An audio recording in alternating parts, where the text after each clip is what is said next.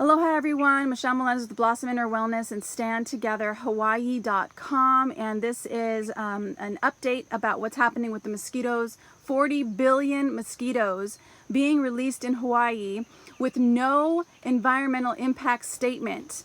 So they have approved the first assessment, which was a smaller assessment, and the finding of no significant impact. They approved that.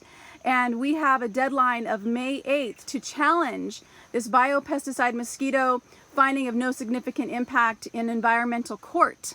So I want to also explain why this is important, why everybody should be really paying attention to what is happening, because I have a guest today who's on the phone, and her name is Donna Thompson, and in a moment I'll be introducing her, and she's going to be explaining some very, very crucial importance of what is a very scary thing about these mosquitoes. So first, if you have been following this story, you know that it's a Wolbachia injected mosquito into the male. The Wolbachia bacterium is injected into the male mosquito, and this is supposed to be birth control because it sterilizes the females. However, in their own assessment, they say that they expect one female to be released per every 250,000. That's thousands of females a year. One female injected mosquito only has to mate with one male injected mosquito, and she can lay up to 300 eggs. That means this will not stop. They say that all they have to do to stop the experiment is stop releasing the male mosquitoes. That's not true, because once it's starting to breed in the wild, this injection, this bacterium, they can't take it away. It's like trying to get rid of the mongoose or the fire ants. It's just impossible. So I'm really excited to introduce my guest here. She's again on the phone. Her name is Donna Thompson. We met back in August of 2020 when I started challenging the pandemic of what was happening with the sickness that was going around, and I started challenging that, and she found me, and we became friends and started to do a lot of background work about what is happening in society. So Donna Thompson, I want you to introduce yourself. She's on the phone right now. Thank you so much for joining.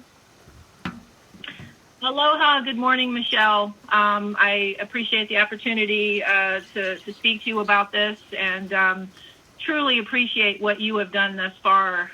If it wasn't for you bringing this to the attention of thousands of people here on Hawaii, we probably wouldn't be where we are today. So I really want to thank you for that. Just a little bit about my background. I've been kind of working behind the scenes on this project from the very beginning. I come from about a little over 30 years in national security work. I am an expert in security and investigations, and I also have a very strong background in biological sciences, anthropology, cultural anthropology, and archaeology specifically, as well as agricultural and animal husbandry. So I have a strong interest in this project. I came across it, about a year ago, scrolling through social media, and something didn't sit right with me. So I contacted the Department of Agriculture and got the ball rolling and started with the testimony process. I know Michelle got involved at that time, and we did a little protest in front of the Department of Agriculture. And since that time, we have really learned a great deal about Wolbachia. It's an interesting organism. It does have an effect on the reproductive cycle of insects and other invertebrates. And so there is a lot yet to be learned, and even scientists have talked. I've looked at hundreds and hundreds of papers and consulted with experts behind the scenes, and there's a lot of concern about this project. I know, Michelle, you had several interviews with Tina, and I know Dr. Pang has been interviewed, and he's kind of explained the science behind this. So I'm not going to get into much of that because you can go back and look at those interviews, but I do think they're important because we need to understand a little bit about what's going on here. Yeah, so I want to just pause you for a second, just to briefly let people know, Dr. Pang was someone who was hired by the Hawaii Department of Health. They asked him specifically because he's a tropical disease specialist. They wanted his opinion on this. He said, no, do not do this. And he gave other alternative methods that they ignored. That's who Dr. Pang is. And Tina Leah is someone on Maui who read the full almost 250-page Maui assessment, highlighted it. She went to town on it, really understands that assessment, and she when the vote was going on, she contested the vote. It got ignored. She said 2 people had conflict of interest. They were ignored. So I just want to let you guys know, if you're just watching this for the very, very first time and you don't know who these people are, that's who these people are. So Donna, go ahead. Thank you so much. Yeah, absolutely. And I was present during that testimony, and it was clear that the BLNR was unprepared for us to contest this case. And we have significant reasons to contest the case, mostly because they have not disclosed and discussed some of the secondary impacts in their environmental assessment. And I've looked at it as well, not to the depth that Tina has, but I have kind of worked with Tina behind the scenes, considerably on this.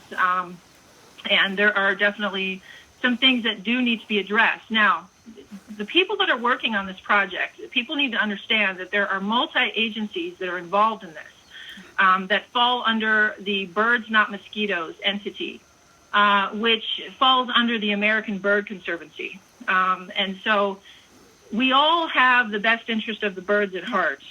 We're not challenging that issue. The issue we're challenging is the science that they intend to use to release up to 40 billion mosquitoes a year on Maui alone. This project has never been done anywhere to this degree, this size and scope, with the species of mosquito they're proposing, which is the Culex, southern house mosquito, nor in this type of landscape. So I think what people that support this project need to understand is this is an experiment, yes. And we do not know how that's going to affect the ecology and the outcome of the birds, the other species, and the people on Maui. And so there is a great deal of concern. And also I want to add in there is that their own assessment literally states the outcome is unknown. They do not know if this is going to work. And during that whole meeting where they were voting, it was like everybody was crying about the birds, and they don't even know if this is going to work to save the birds, and this might kill all of the birds. So because it's an experiment, they don't know, and they won't do an environmental impact statement. And so that's what we have 30 days to challenge this. So go ahead, Donna, because Donna has some very specific stuff that I didn't even know about. I didn't even consider when we were actually testifying against this mosquito that is actually quite terrifying. So sorry, go ahead, Donna. Yeah, what I'd like to bring to light is just, these are all what we call what ifs. You know, when we do operations and prepare for certain scenarios, we always try to look at all the different potential hazards that someone might run into during some sort of military operation. So the fact of the matter is that clearly was not done. And as a security person, I just wanted to point out a couple issues that need to be brought to the attention of the public, and then the public can decide how comfortable they are with these potentials. So where do I start here? I think the best place to understand is the fact that there is entomological warfare that has been going on for decades, and in fact, it's been used probably for thousands of years, both to affect the crops as well as can infect people with pathogens through the use of insects. And so one of the things that I pointed out in my testimony, which is public record, anybody can go and they can read that if they go to the Department of Land and Natural Resources.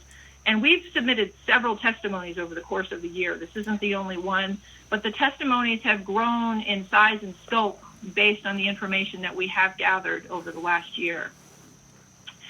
So one of the concerns here is that we have the potential of intended release of a pathogen. And what that means is that nefarious individuals could, in fact, infect even the male mosquitoes. Okay, I know people are saying, oh, well, male mosquitoes don't bite, so they're not a risk. But that's not necessarily true, because male mosquitoes can infect female mosquitoes during mating. And then those mosquitoes which are biting can infect humans. So that's something that people need to understand. And there are studies to back that up, and we have that information on the HawaiiUnites.org website. So going back to this, I mean, we are in a very precarious situation right now with several countries, and we need to be aware of these potentials when you talk about releasing this size and scope of mosquitoes into a wild area, which cannot be recalled. And the concern, you know, is coming from, I picked out 3 different military operations that are all can be found, Operation Big Buzz, Operation Dropkick, and Operation Big Itch, okay? And just to give you an idea, the U.S. military has been exploring this option. They started doing this, well, according to the Operation Big Buzz in 1955. And they used Aedes aegypti mosquitoes that were not infected with the intention of potentially using infected mosquitoes on an enemy. And they released them from aircraft at about 300 feet above the ground. And the goal was to see how these mosquitoes spread out based on wind drift and how the population, unfortunately, below was to be infected by these insects. And it was interesting because there were some articles that came out in that town that they did it in Georgia talking about this. And so anybody that wants to go back can do some research on this. There's another operation called Operation Dropkick, happened in 1956 to test the practicality of employing mosquitoes to carry entomological warfare agents in different ways. They released uninfected females into the cooperative residential area of Savannah, Georgia, and then estimated how many mosquitoes entered houses and bit people. Within a day, the mosquitoes had bitten many people, and in 1958, the Corps released 600,000 mosquitoes in Avon Park, Florida. So we know this is happening. We know this has been experimented upon. We know that that is potentially a risk as we are in a very precarious wartime situation right now. So Hawaii needs to protect its residents. And even though these mosquitoes are going to be coming in from the United States, they still need to go through the quarantine process, the testing process, just like every other Department of Agriculture, animal, plant, all of these critters that are coming in here. So that would be an intentional consequence, and I'm not saying that that's what's happening. I'm saying that there's potential there, and what people need to understand, based on what we just went through for the last 3.5 years, is that the Bill and Melinda Gates Foundation has been funding both Wolbachia mosquitoes, and they are currently promoting the World Mosquito Program, which is using Wolbachia to do insect replacement, okay, which is a little bit different, which is being proposed in Hawaii. And they have also funded GMO mosquitoes. And GMO mosquitoes are not intended for use in Hawaii. But the Birds Not Mosquitoes website does contain information that says that they are not opposed to using those tools in the future because they really don't know how this is going to work, as Michelle said.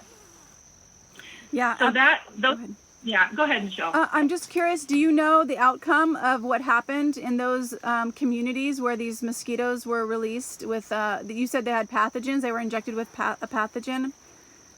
They did not have pathogens. What they were doing is they were releasing uninfected mosquitoes to determine the wind drift and to see if those mosquitoes reached the ground and if they, in fact, did start biting people. With the intention of the study to see how many mosquitoes they need to release, how far up, like let's say it's a drone release or an airplane release, how far up in the air or how low they had to be in order for those mosquitoes to get to the population they had intended. So that was a training event. But what's concerning here is the environmental assessment did not include any studies on wind drift. No. And that's the question I had brought up earlier last year, and it was never addressed. It was never addressed as to, well, how do we know if you release them in Haleakala and Maui that they're not going to drift down to the coast or they're going to flow over to the Big Island and so on. And they admittedly did not have that information when we challenged that through some of the outreach programs that they had with the public. Yep. So to set the table a little bit so that people can understand that insects have been used as biological weapons. And it's actually one of the oldest tricks in the book, according to some of the research that I picked up on here. So now I'm going to talk a little bit about unintended consequences, and that would be the accidental release of pathogens, which is another issue that I brought up in my testimony. And this is probably even a greater concern because, again, there was nothing that was mentioned about how they were going to quality control these insects. And, they quality control a dog that comes over. God forbid, there's a tick, or anything else. We've got the rabies. We've got all these things. But, the quality control just seems to be lacking with that. And the fact that the potential for these mosquitoes to come over, you're talking about 775 million mosquitoes per week. Split up into several 100,000 acres on Haleakala National Parkland that are going to be, they still are trying to figure out the containers that they're going to be using, and they're going to start out potentially with helicopter release and drone. And so this is a logistical nightmare. I mean, just to look at the amount of mosquitoes coming into Hawaii, and then how they're going to move those mosquitoes to the release sites. Nowhere did they discuss, either from the lab, which we are making an assumption it is Verily Life Sciences. That was not in the EA, but we did find other documentation. It was government documentation that showed some connection between this project in Hawaii and Verily Life Sciences, which is a subsidiary of the Alphabet company, which is a sister company to Google. And I suggest people start looking into this company. It was relatively young. Sorry, go ahead. Started in 2015, and they've had some shakeups since January 2023 with layoffs, about 15% of their workforce. And Verily owners are Larry Page, Brian Sergey, Soros Foundation, Silver Lake, and Temasek. And a lot of these are foreign-owned corporations. And so they raised $3.5 billion of private equity money between 2017 and 2022. And they could have some direct exposure to the collapse of Silicon Valley Bank. So, there's a lot of issues if that is going to be the source of these mosquitoes from a government contracting perspective as to whether they are going to actually be able to fulfill a contract of this size. Because, like I said initially, there has not been anything anywhere in the world of this size and scope. Probably the biggest project I found was in Brazil, was over 1 billion mosquitoes were released, and they were GMO mosquitoes, and they are already seeing side effects from those mosquitoes. And people can research that. So one of the Verily also does gene modification, so that's something to be concerned with. That was stated that was not going to be done currently with this mosquito, but that was in the assessment. So that is a potential for future gene modification of, but that is something that Verily, this company that is going to be releasing these mosquitoes and is working on these mosquitoes, that's what they do. So that's something we should also be very concerned with. But go ahead, Donna, and is there anything else you want to share? Yeah, so just to kind of get a little bit more into Verily, and I wanted to reiterate that they are breeding the mosquitoes and then providing the sex sorting, and then of course those mosquitoes would be shipped off and handled from there through probably a pretty strict process. But we don't have any indication of any pathogen testing, what blood those mosquitoes are feeding on, and how they're quality controlled. That's a big problem, because it's not very difficult if we do have somebody of nefarious intention to infiltrate a lab setting like that. It would be very, very easy to do. And as I said before, these male mosquitoes can still infect females through mating, so there's still the potential for pathogen release in Hawaii. So we have to make sure that is mitigated. That's my biggest concern here, because the Culex mosquito can also is prolific in carrying avian pox. It could decimate our chicken population and the birds themselves that they're trying to save. And so this is something that hopefully they will take seriously and provide us some level of quality control that this is. I just don't know how you're going to quality control 775 million mosquitoes a week, though. It's a week. Possible. Yeah, in over 64,666 acres in Maui. That's where it's starting. So we're talking to you guys today because we are going to be challenging this find of no significant impact, and we have until May 8th to do so. And we're looking for funds. We're looking for an environmental attorney. We're still checking out different attorneys. And so please go to hawaiiunites.org if you can help. If you know of an attorney that can support this, that's what we're needing help with. Donna, anything you want to say about that?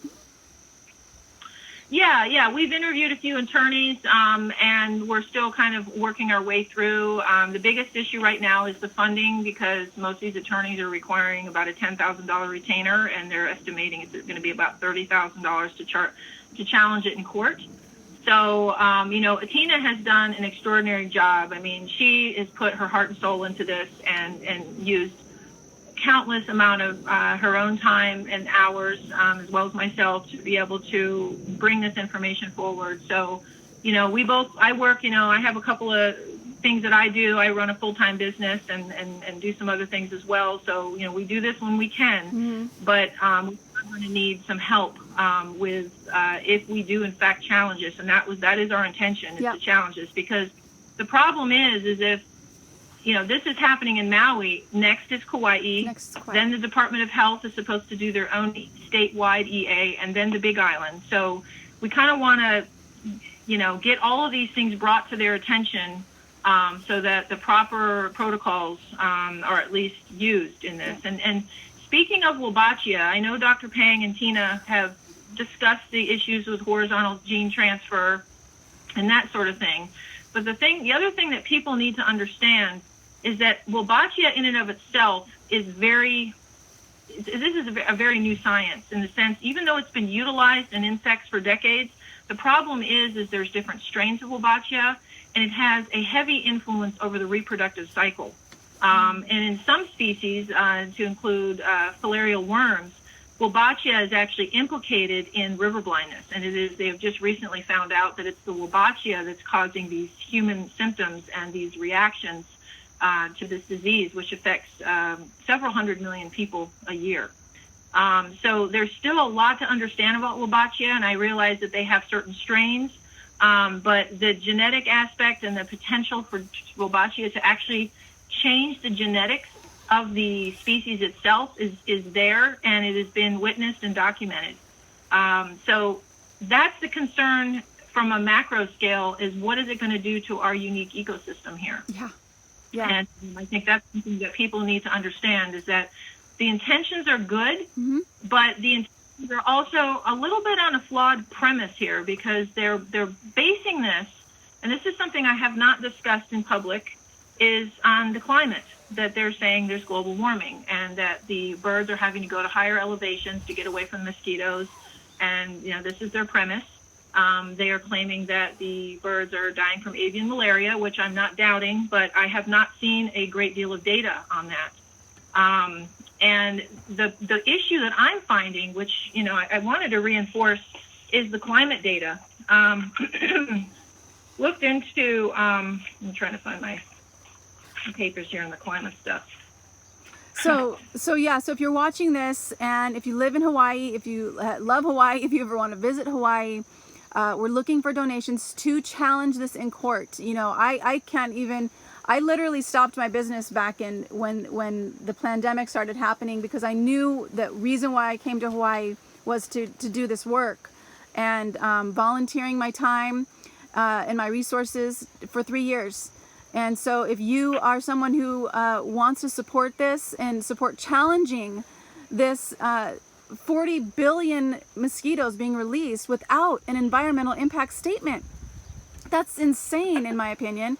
If 500 of us give $60 each, 500 give $60 each, we got it. We got 30K to finish this challenge and hire an attorney. Or if you know of an attorney that wants to work pro bono and and support us with this. Have them reach out to either HawaiiUnites.org or Stand Together Hawaii. To donate, you can go to HawaiiUnites.org. That's where to donate. HawaiiUnites.org is a nonprofit that Tina Leah on Maui started. She's volunteering her time, again, her resources in doing this work. And it's just so vital that we stand together and we put our resources backing it so that we can challenge this in court. And we have until May 8th to do so. So Donna, did you find that paperwork you needed? Yeah. I just a small correction. Did you say it was 30 of us to provide $60 a piece? 500 people to provide $60 each is 30K. Yeah. 500 people, $60. Or, if we have 1,000 people for $30 a piece, I mean, it's whatever people, $10, $1, it doesn't matter. Whatever you can do. It's the only way we're going to be able to do this using their system. Yeah. And then we'll see how it goes. If we don't get the funds, then what we'll continue to do is challenge and document what's happening. That's all we can do, and we will continue to make the public aware of what we find. And then at which time that we have the ability to challenge it, we'll do so, because this will be ongoing. Their plans to do this will be ongoing for at least 20 years. 20 years, they have you guys. No idea. Minimum of 20 years. Minimum. It's No, insane. Absolutely insane. So, yes. So, yeah, I wanted to give you a little bit of data on the climate, because that seems to be the entire premise of this thing, is they're mentioning that these birds are having to go to higher elevations. And so there were several studies that were noted here. One from 1988 to 2013, from 960 meters to 2,990 meters on Haleakala itself. It was a technical report 193, Climatology of Haleakala. It was done in July of 2015. That study, and then the other one from 1978 to 2016, from 0 to 1,600 meters. And so those two studies combined, we looked at, and both of them mention a cooling trend at the higher elevations, both wet and dry season. And we're looking at about between 0.2 and 0.8 degrees centigrade. So what she's saying is, she's saying that they found on Haleakala it's cooling, not heating. This is a scientific study. Where was this at? I can send you the links, Michelle. Okay, but these studies are some of the studies that they cited. The problem was what they did is they summarized the data from weather stations on several islands and pulled that data together. So they cherry-picked it, which is an issue, because that's clearly not what's going on in Haleakala, and that is pseudoscience, a fake science, whatever you want to call it these days. Cherry-picking is not science. Carry through. Mm-hmm. So basically what I'm being told is that the Birds Not Mosquitoes folks are playing up the urgency based on climate, when in fact no warming is occurring. So there are theories out there that the birds could be contracting malaria in the cooling temperatures, because they might actually be going down elevation. It's possible that they are moving down into the areas of mosquitoes. So they might not even be releasing the mosquitoes in the correct area. So this is a problem. And for the amount of logistics and funds and time that's going to be spent, I would expect them to have a little bit more clear understanding of what they're doing. But I'm hearing from one scientist that says, so far I have found no evidence whatsoever that the forest where the birds are residing is warming. Rather, on Maui and Kauai, there is strong evidence of cooling. So that's something to consider. And I wanted to reiterate a few things here, because we all know that there's been some major climate activists on the scene for the last 25 years, from Bill and Melinda Gates to John Kerry to the Obamas. I can go on and on, but probably the one that's the most famous is Al Gore. Yeah. All of these individuals who are claiming global warming are buying multi-million-dollar properties on the ocean. John Kerry spent $11.75 million in 2017 for a sprawling estate on Martha's Vineyard. Okay, Bill and Melinda Gates, $43 million for a massive beach house in Del Mar, California. I love Del Mar. You know Barack Obama owns land in Hawaii. He also owns land in Martha's Vineyard. And then there's Al Gore. Al, who was saying that the sea levels would be at the way above where they are. He said they were going to be, by now, they'd be 20 feet over sea level. Back in the early 2000s, spent $9 million on an oceanfront property in Mosquito, California in 2009. So go ahead. We're I'm just gonna wrap this up with this mosquito project, for several reasons, needs to be scrutinized. Number one, the funding. Wabachia funding started in the early 2000s. Bill and Melinda Gates Foundation has been heavily involved with funding this, along with some other folks that are all attached to a body that most people know of as the World Economic Forum. Mm-hmm. The World Economic Forum and the UN are promoting this climate change agenda. This climate change agenda is being used to have a baseline cover story, I call it, for releasing mosquitoes on Maui and the rest of Hawaii. Yeah. I don't know if this is really about saving the birds. I think the scientists generally want to save the birds. Yeah. I don't think that's the problem. I think the problem is coming from higher up and the pseudoscience that's being used to convince these scientists that this needs to be done. And I think we need to really take a step back here and decide as the public whether we're going to allow this. Yeah. Are we going to allow this on our islands? Because this is going to affect not only us, but the future of our keiki and the future of all of the animals and the birds. What happens to the bats and dragonflies that eat these mosquitoes? So I think we need to challenge this, and we need all of us to come together. And so again, my battery is going to die soon, Donna, so we have to get off. But I just want to say thank you so much. Please donate, HawaiiUnites.org. Go on, share this video. Please share it to everybody you know who lives on these islands. They have to know what is happening with the releasing of 40 billion mosquitoes. So is there anything else you want to say to wrap things up, Donna? Thank you so much for joining me. No, I just wanted to reiterate my sincere thank you to you and Tina and some other people that are working behind the scenes and bringing all this stuff to the attention of the public. We really would love to get some more national attention. Yeah. We're willing to do interviews. If anybody is willing to maybe provide a segue to that, we should have some coming up soon, but this is the only way to bring awareness. And once this project is in the consciousness of humanity, it's not going to happen. People are not going to let it happen. Yeah. If it gets to that point, okay? And that's really what we need to do, is people need to start paying attention and being aware of what's going around them and learn how to discern the information that's being provided. We all know that the media has been playing tricks with us for quite some time through Project Mockingbird. And the only difference between a Russian and an American at this point is the Russians know that they're being propagandized. The Americans don't. They haven't figured it out yet. Yeah, a lot of Americans don't. I still believe that.